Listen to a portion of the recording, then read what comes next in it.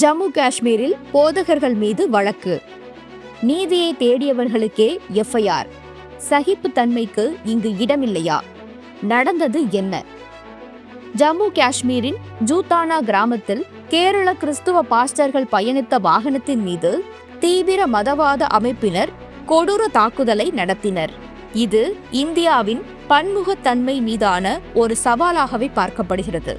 தடிகளாலும் கூர்மையான ஆயுதங்களாலும் போதகர்களின் mini bus அடித்து நொறுக்கப்பட்ட போது அங்கு கடமையில் நின்ற காவல்துறை அதிகாரிகள் செயலற்ற வேடிக்கை பார்த்ததுதான் பெரும் அதிர்ச்சியை ஏற்படுத்திய காட்சி.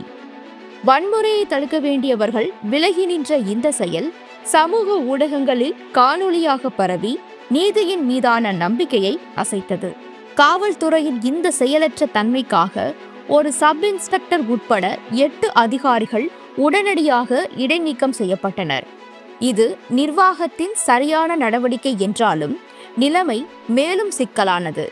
தாக்குதலில் பாதிக்கப்பட்ட பாஸ்டர்களுக்கு எதிராகவே இந்து அமைப்புகளின் புகாரின் பேரில் கவுண்டர் எஃப்ஐஆர் பதிவு செய்யப்பட்டது. அதில் போதகர்கள் பணம், உணவு மற்றும் வேலைவாய்ப்பு சலுகைகளை காட்டி ஏழை மக்களை கட்டாய மதமாற்றம் செய்ய முயன்றதாக குற்றம் சாட்டப்பட்டுள்ளது. இருப்பினும் கட்டாய மத மாற்றத்திற்கான எந்த ஆதாரமும் கிடைக்கவில்லை என்று அதிகாரிகள் தெரிவித்தனர். பாதிக்கப்பட்டவர்கள் நீதியை கோர சென்றபோது மத உணர்வுகளை புண்படுத்தியதாக குற்றம் சாட்டப்பட்ட நிகழ்வு நாட்டில் நிலவும் பாதுகாப்பற்ற சூழலை வெளிச்சம் போட்டு காட்டுகிறது. Jammu Srinagar bishop Ivan Albert Perera அவர்கள் இதுபோன்ற வன்முறை நம் தேசம் நிலைநிறுத்தும் அமைதி மற்றும் பரஸ்பர மரியாதை உணர்வையே காயப்படுத்துகிறது என்று வேதனையுடன் குறிப்பிட்டார். இந்த சவாலான தருணங்கள் அச்சுறுத்தலை ஏற்படுத்தினாலும் அன்பை காட்டுவதே எங்கள் ஊழியம், மதமாற்றம் அல்ல. வன்முறையை நிராகரித்து சகோதரத்துவத்தையும் சகிப்புத்தன்மையையும் வளர்க்கவே எங்கள் பணி என்று பாதிக்கப்பட்ட பாஸ்டர்கள் பதிலளித்தனர். இதுவே கிறிஸ்துவ வாழ்வுக்கான அடையாளம்.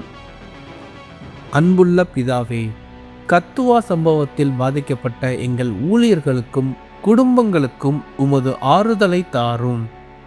தேசத்தில் நீதியும் அன்பும் நிலைக்கச் செய்யும். ஆமீன். இந்த இருள் நிறைந்த உலகில் ஜெபம் ஒன்றே ரே ஆஃப் ஹோப் என்று நாங்கள் நம்புகிறோம். ஆமீன்.